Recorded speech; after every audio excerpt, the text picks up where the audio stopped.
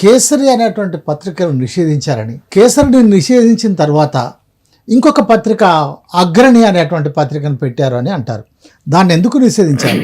అగ్రణి అనేటువంటి పత్రిక ఏం చేసింది? కేసరి అప్పుడు ఆ పీరియడ్లో నిషేధించారు, బ్రిటిష్ వ్యతిరేకమైనటువంటి పీరియడ్లో. అగ్రణి పెట్టిన తర్వాత అగ్రణి ఎందుకు పెట్టారంటే అది నిజంగా కొత్త పత్రిక కాదు, అప్పుడు యుద్ధం జరుగుతున్నది, న్యూస్ ప్రింట్ కొరత ఉంది, అందుకని ఒక పాత పత్రికను ఆల్రెడీ రిజిస్టర్ పత్రికను వీళ్ళు కొని నడిపారు. ఆప్టెన్ తర్వాత ఇది, దీనికి పెట్టుబడి కూడా సావర్కర్దే. పైన ప్రతి ఇష్యూలో సావర్కర్ బొమ్మ, ఒక కొటేషన్, ఇదంతా వచ్చేది. సో అది అఫీషియల్గా హిందూ మహాసభ పత్రిక కాకపోయినా అది హిందూ మహాసభ యొక్క పత్రిక.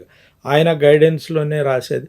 ఇష్టం వచ్చినట్టుగా అందులో రాసేవాళ్ళు, ఏ విధమైనటువంటి ఇది లేకుండా రెచ్చగొట్టేటువంటి పనే చేసేవాళ్ళు. మొరార్జీ దేశాయ్ ఆ రోజు ఫైనాన్స్ మినిస్టర్, ఆయన 2 సార్లు ఫైన్ వేసిండు దీని మీద. ఫైన్ వేస్తే నాథురామ్ గాడ్సే మొరార్జీ దేశాయ్ దగ్గరికి వెళ్ళి ఆ ఫైన్ని దాని నుంచి ఇది రద్దు చేయించుకోవడానికి, మాఫీ చేయించుకోవడానికి ప్రయత్నం చేశాడు. ఆయన ఒప్పుకోలేదు. తర్వాత సావర్కరే ఏదో సర్దుబాటు చేశాడు, డబ్బులు 3,000 రూపాయలు ఆ కాలంలో వేస్తే అదేదో సర్దుబాటు చేశారు. తర్వాత ఇంకోసారి కూడా ఇట్లే రాస్తే ఆయన మళ్ళీ ఫైన్ వేశాడు.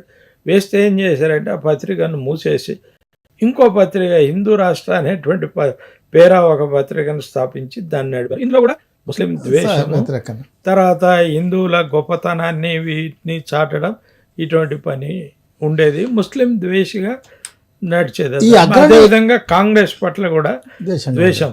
ఇందులో ముఖ్యమైనటువంటిది ఏంటంటే గాంధీజీ అంటే మొదటి నుంచి కూడా ఈయన మండిపడేటువంటి లక్షణము.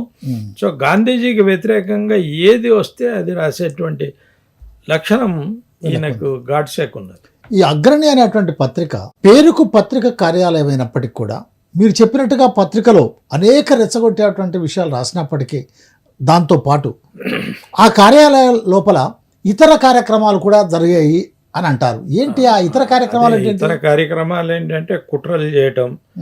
అక్కడ ఏంటంటే వీని మీద దాడి చేయాలి, వాడి మీద దాడి చేయాలి, వాడిని చంపాలి, జిన్నాను చంపాలి, పాకిస్తాన్కి వెళ్ళి, అదే అంత ఈజీ. ఆ ముగ్గురు కూర్చొని ప్లానింగ్ చేయటం. వాళ్ళకి పాపం గాంధీజీ గారు ఒకరే దొరికారు, కానీ ఆయన దగ్గర సెక్యూరిటీ అదంతా లేదు ఆ రోజుల్లో. వెళ్ళి చంపగలిగిన జిన్నాన్ని చంపాలంటే ఎట్లా అవుతుంది? జిన్నాన్ని చంపాలనుకున్నారు. పాకిస్తాన్ వెళ్ళే ట్రైన్ ఆయుధాల దాని మీద ఒక బాంబే, దీనికోసం నిధులు సేకరించారు. నిధులు ఇచ్చినటువంటి దాదా మహారాజ్ అనేటువంటి వాడు ప్రశ్నించాడు, నా డబ్బు తీసుకెళ్ళారు, నా చేత ఖర్చు పెట్టారు, ఏమైందిరా?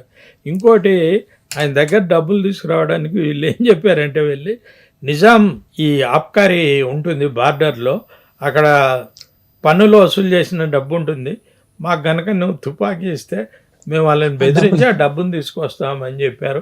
అది చేయలేదు. సో ఇటువంటివన్నీ వీళ్ళు చేసిన